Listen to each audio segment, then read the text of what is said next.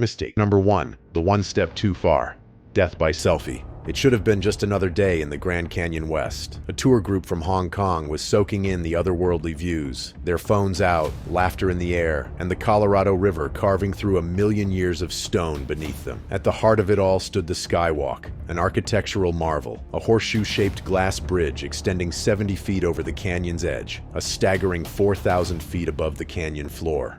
Built with tourist safety in mind, the Skywalk is fenced, reinforced, and regularly inspected. You'd have to try hard to get hurt here. And yet, one man in his late 50s made a decision that turned an unforgettable vacation into a global headline. While the rest of the group admired the canyon safely from behind the thick glass railings, this man slipped away. Not far, just a few dozen feet to a nearby rocky outcrop. It had no fences, no warnings, just a raw drop into the abyss. He wasn't reckless in the traditional sense. He wasn't running, climbing, or being wild. No, his mistake was far subtler and far more modern. He wanted a better picture.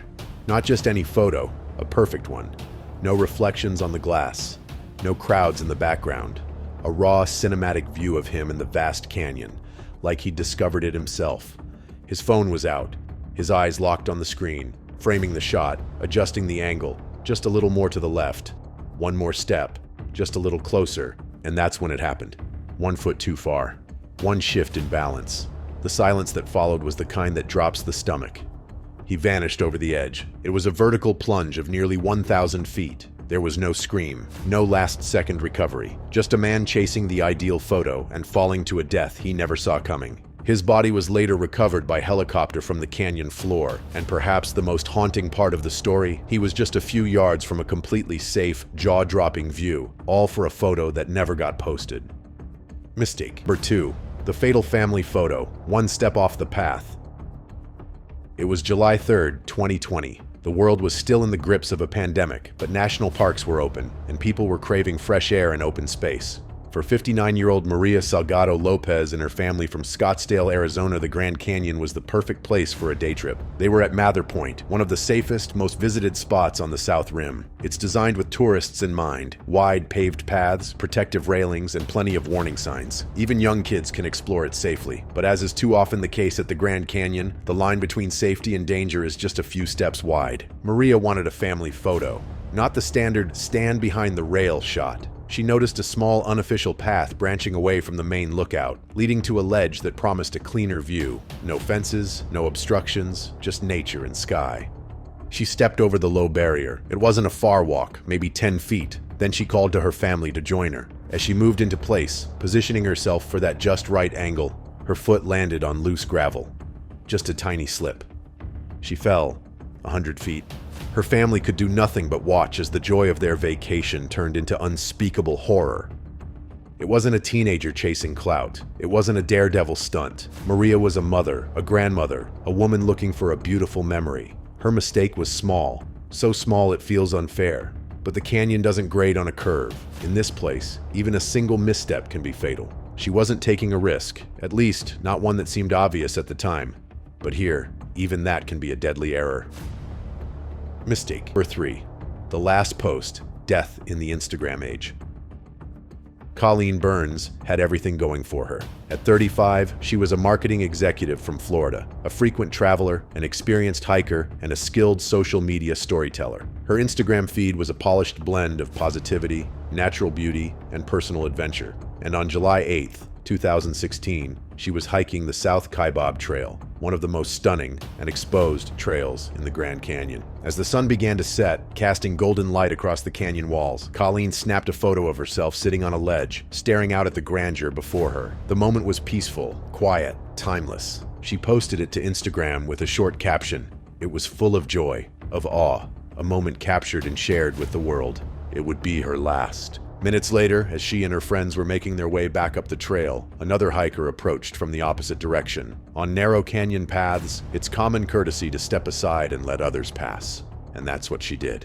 But that small, thoughtful act turned deadly. She stepped slightly off the trail, just enough to let someone by. Her foot hit loose gravel, and then she was gone. She fell 400 feet, a fall no one could survive. Her friends were just feet away, powerless to stop what happened. The image of her final post, serene and full of wonder, stands in brutal contrast to the violence and suddenness of her death. It went viral, but not in the way she ever intended. Colleen didn't chase danger. She didn't climb over barriers or seek out the riskiest shot. She just made a small human decision in a place that doesn't forgive them. And that's the terrifying truth of the Grand Canyon. Sometimes you don't even have to make a mistake, just a choice. One that wouldn't matter anywhere else. But here, it's the last one you'll ever make.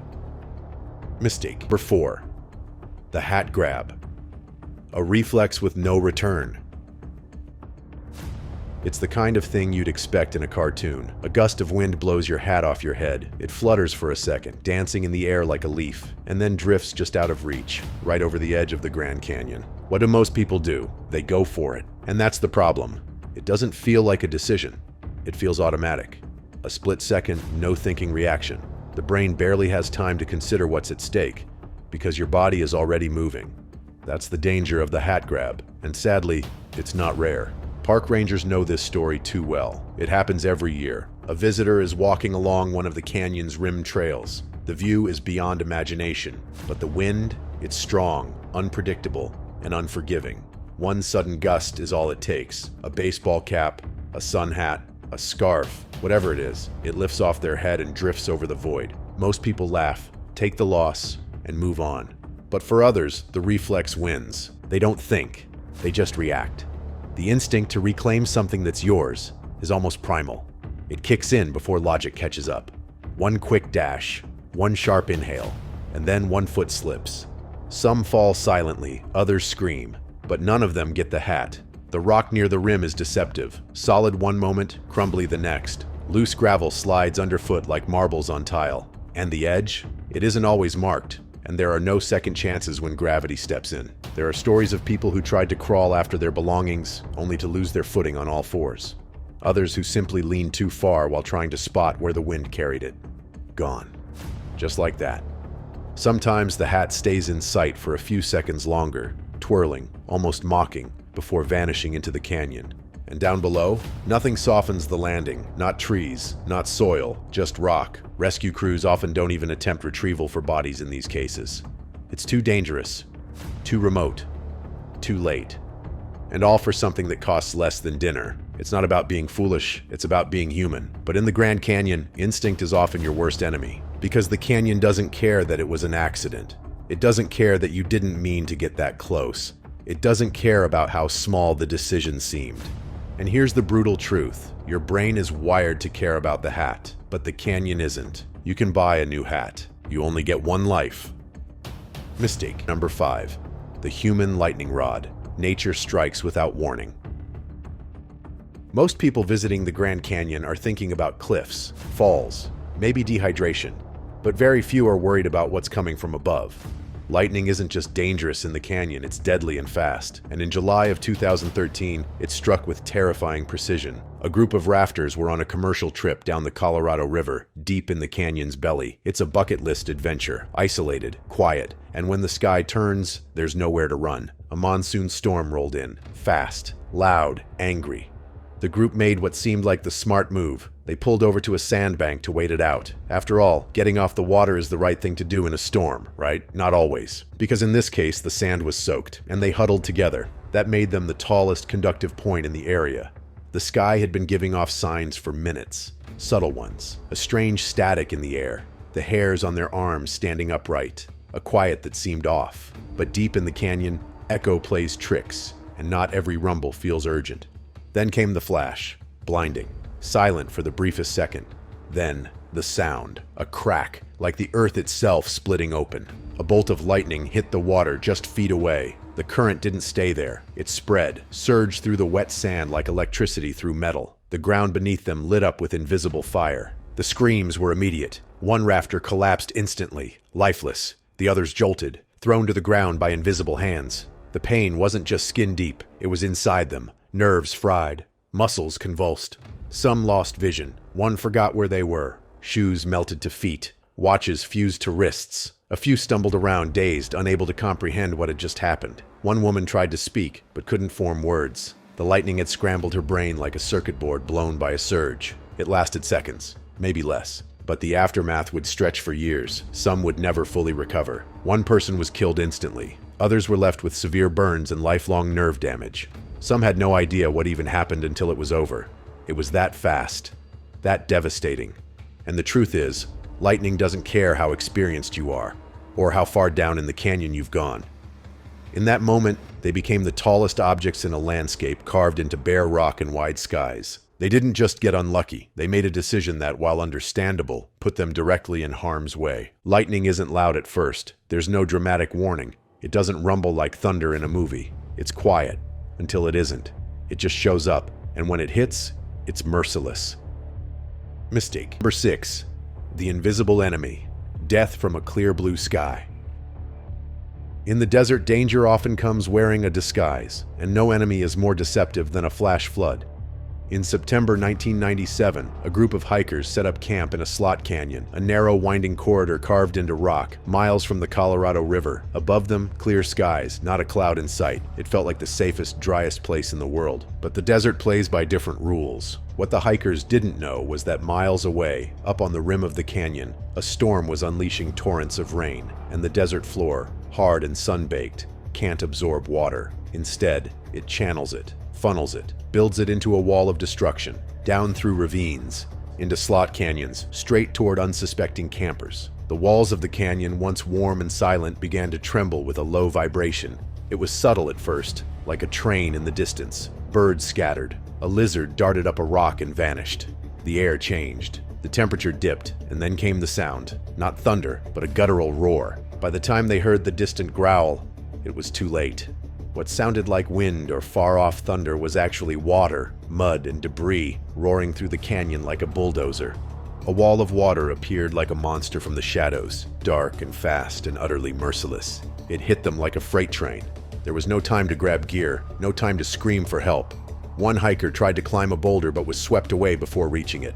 Another was knocked unconscious by a floating log the size of a fence post. The camp, tents, sleeping bags, coolers was reduced to fragments in seconds. The water wasn't just water, it was chaos. Twisting tree branches, broken rock, chunks of the canyon itself now weaponized by velocity. It stripped the walls clean as it passed, like a pressure hose from hell. A 10-foot wall of flood tore through the campsite, sweeping tents, gear, and people away like toys. 2 hikers were killed. Their bodies were found days later, miles downstream. The survivors were shell-shocked, bruised, battered, speechless.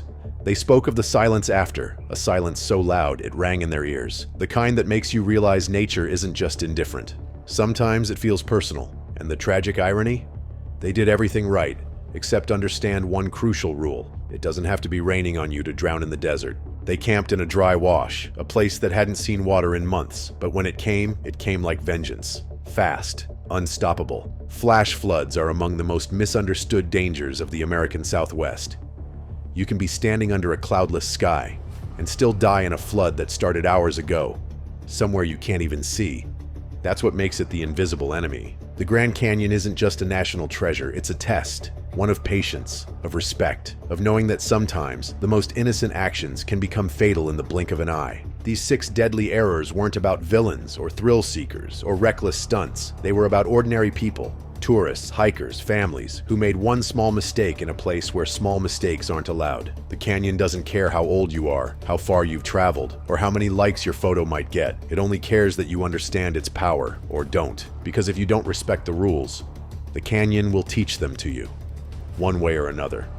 If these stories gripped you, if they made you pause for a moment, then mission accomplished. This isn't just a video, it's a reminder. For anyone headed into wild spaces, stay on the path, follow the signs, and never assume nature is taking a day off. And hey, if you want more true, gripping stories like this, don't forget to subscribe, like, and hit that bell so you never miss another deep dive. Until next time, respect the canyon and stay safe out there.